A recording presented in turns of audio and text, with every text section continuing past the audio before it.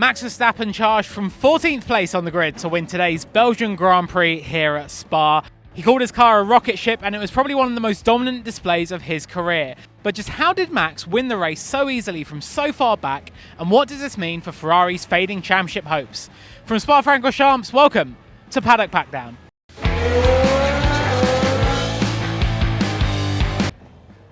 So it was another race and another win for Max Verstappen here at Spa. Even when he started 14th after that engine penalty delivered yesterday after qualifying, everyone still thought he had a good chance of winning the race. George Russell, he said that he thought Verstappen would win quite comfortably, even starting so far back, and that proved to be true. Verstappen was leading by lap 12 of 44 and went on to win the race by 17 seconds, leading home a 1-2 finish for Red Bull Racing.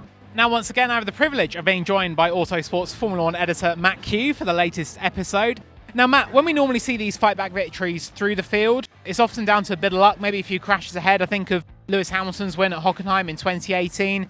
You sort of see more of those instant field races. But this wasn't really that. This was instead just a sheer display, I think, of how well that Verstappen Red Bull package is working right now. Absolutely, it was about as meritocratic as it gets. There was only one driver that effectively was artificially put behind Verstappen, and that was Hamilton for the first lap shunt with Alonso. Even Alonso came out of that still ahead of the Red Bull at the time. No one else in front of him. So thereafter, it was up to his blistering speed, his racecraft and Red Bull strategy to make up the rest of the positions, and they did it brilliantly. It was a really, really perfect display from Red Bull today to get those maximum points. But if we look at the conditions that allowed Verstappen to win this, because I think that's the question we've all got, how on earth did he come back and win? A big strength we've seen from Red Bull for a lot of the season has been the straight line speed of the RB18. Now, in previous years, that was a bit of a deficit they had to Mercedes, to Ferrari. Think back to the Renault years, and that definitely wasn't a strength of Red Bull. But now the tables have turned, and I think we really saw that today. Some of the DRS passes Max did, it looked just so easy. How much of an influence does straight line speed have around Spa, and just how big a factor was that for Verstappen today in his race win? Well, it's massive. So from that point there, La Source, you're on the power all the way up to Lake Carmen. It's 1.2 miles. A quarter of the longest track on the calendar is full throttle up that famous climb for Eau Rouge. So it's so important, and we know that the rebadged Honda engine does all its might sort of at the top speed. It's where it's really sort of got the legs on the Ferrari. But then there's also the combination with the car and the chassis, and that is that after FP3, Ferrari took off their low downforce setup for the weekend. So then you've got what the Honda engine is giving Red Bull, and then what the aero package on the Ferrari has taken away, just to really exaggerate that gap. So it was a bit of a perfect storm really for Red Bull. Not only are you the quickest, but yeah, Ferrari's main strength has come away from them. But we do know around Spa that there is always a bit of a balance to strike, I think, between how you set the car up.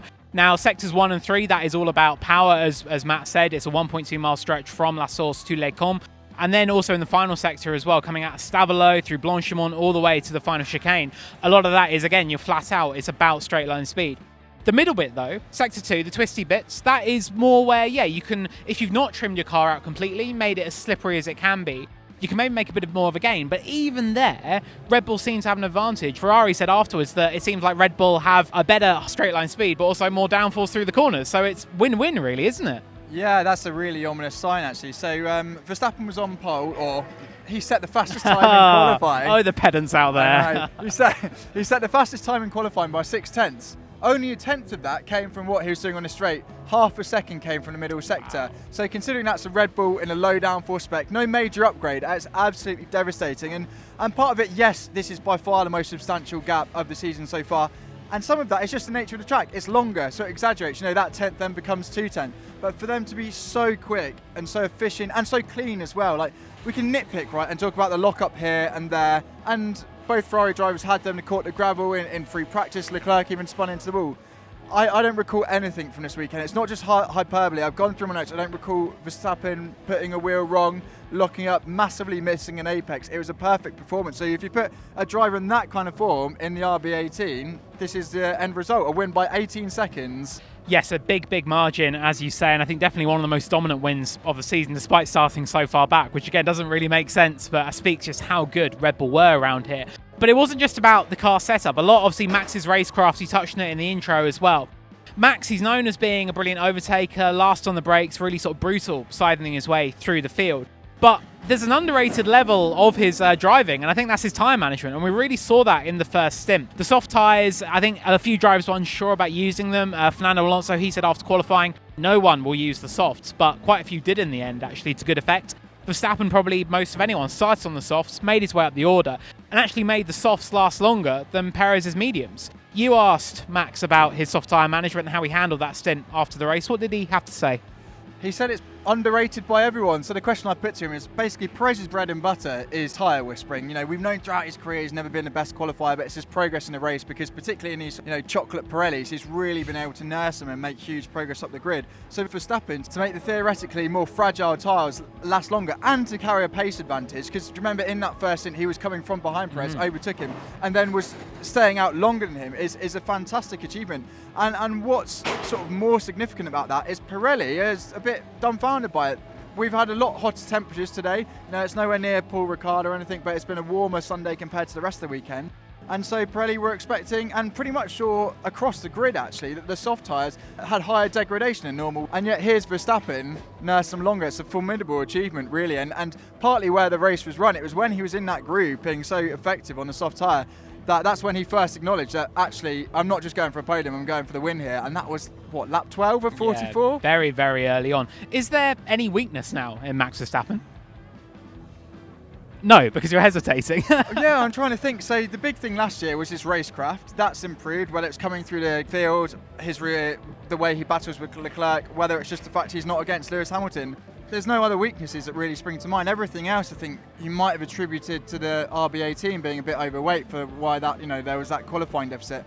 Everything else, okay, he had the spin in Barcelona, he had the spin in Hungary as well. But I mean, Leclerc's had quite a few spins this season, let's face it. So I think, yeah, it is nitpicking, as you said earlier, and it is really hard to find any weaknesses for Max. But even so, he said yesterday about his chance of winning today, he said, I need a bit of luck. Like, if I'm going to come all the way from 14th, I need things to go my way a little bit.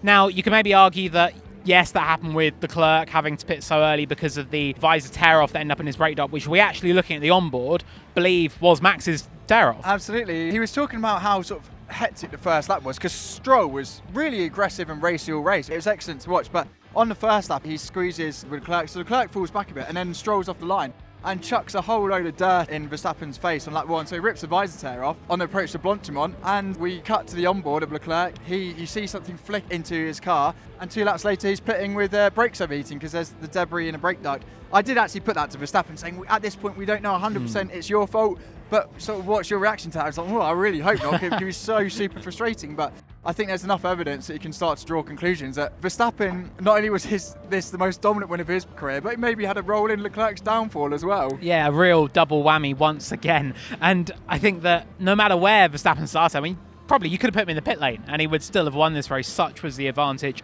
that Red Bull have had. Charles Leclerc, we spoke to him afterwards and he said it's actually quite worrying that Red Bull have been so far ahead this weekend and taken that step forward. Carlos Sainz said it looks like Red Bull are in a whole nother league at the moment. It's a big, big gap now. It's 98 points. Perez is now actually Verstappen's closest title contender because of how things have swung once again. Given how, I think, let's say bleak things are already looking for the championship race, is this the biggest blow yet that's been dealt by Red Bull? Not only Verstappen winning the race, but the fashion of the victory.